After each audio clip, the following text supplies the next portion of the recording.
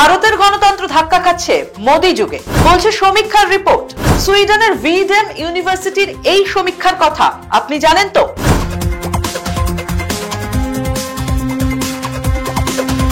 নমস্কার, আপনারা দেখছেন দৃষ্টিভঙ্গি। আমি মধুরিমা রয়েছি আপনাদের সঙ্গে। শুরু করছি আমাদের দৃষ্টিভঙ্গি। মোদি আমলে ধাক্কা খেয়েছে ভারতের গণতন্ত্র, দাবি ভিডেম এর রিপোর্টে। বিজেপির শরিক মহারাষ্ট্রের উপমুখ্যমন্ত্রী একনাথ শিন্ডেকে নিয়ে মস্করা করায় কৌতুক শিল্পী কুনাল কামরার উপর বেজায় ক্ষিপ্ত বিজেপি ও শিন্ডে ভক্তরা। যে হোটেলে শিল্পীর শো রেকর্ড করা হয়েছিল সেখানে হামলা চালানো হয়। শিবসেনা সমর্থকরা ব্যাপক ভাঙচুর চালায়। কুনালের বিরুদ্ধে থানায় অভিযোগ দায়ের করা হয়েছে, এমনকি তাকে দেশ ছাড়া করারও হুঁশিয়ারি দেওয়া হয়েছে। ইতিমধ্যেই মুম্বাই পুলিশ তাকে সমন পাঠিয়েছে। এহেন পরিস্থিতিতে ফের একবার দেশের গণতান্ত্রিক পরিসর নিয়ে উঠছে প্রশ্ন। এই দেশ বিশ্বের সবচেয়ে বড় গণতন্ত্রের অধিকারী, সেটাই নাকি আজ বিপন্ন, এমনই দাবি সুইডেনের ভিডেম ইনস্টিটিউটের। 2017 সাল থেকে গোটেনবার্গ বিশ্ববিদ্যালয়ের এই বিশেষ গবেষণা বিভাগটি গোটা পৃথিবী জুড়েই গণতন্ত্র নিয়ে সমীক্ষা চালায়। বিশ্বের নানান রাষ্ট্র কিভাবে চলছে, দেশের ভেতরে পরিস্থিতি কি, সংবাদ মাধ্যম কেমন ভাবে কাজ করছে, খুঁজে আনেন ভিডেম এর গবেষকরা। সুইডিশ ইনস্টিটিউট ভ্যারাইটিজ অফ ডেমোক্রেসির ভিডেম ডেমোক্রেসি রিপোর্ট 2025 অনুসারে বিশ্বের 179টি রাষ্ট্রের মধ্যে লিবারেল ডেমোক্রেসি ইন্ডেক্সে অর্থাৎ উদার গণতান্ত্রিক সূচকে ভারত নেমে এসেছে 100 নম্বরে।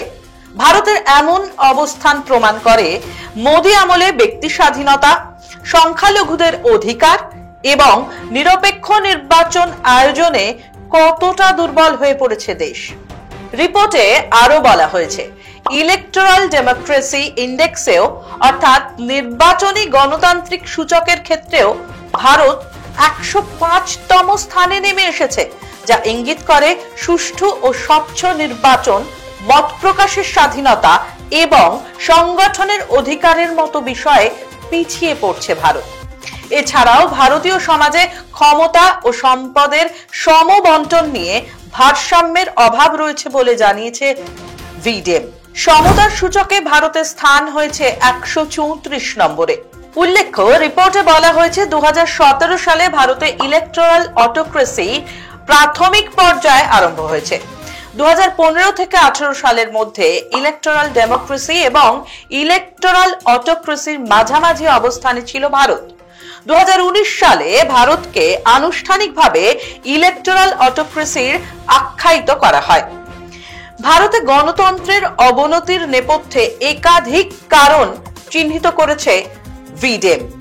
প্রথমত, মত প্রকাশের স্বাধীনতা, সংবাদ মাধ্যম ও সুশীল সমাজের উপর সরকারি হস্তক্ষেপ ও নিয়ন্ত্রণ বেড়েছে। দ্বিতীয়ত, বিচার বিভাগ, নির্বাচন কমিশনের মতো স্বাধীন প্রতিষ্ঠানের উপরেও কোপ পড়েছে। তৃতীয়ত, নির্বাচনের স্বচ্ছতা, নিরপেক্ষতা নিয়ে প্রশ্ন ওঠাকেও গণতন্ত্রের অবক্ষয়ের কারণ হিসেবে উল্লেখ করা হয়েছে রিপোর্টে। ধর্মীয় সামাজিক বিভাজন, ক্ষমতার কেন্দ্রীকরণ ও বিরোধীদের উপর দমন পীড়ন বৃদ্ধিও দেশের গণতান্ত্রিক পরিসরকে ধ্বংস করছে।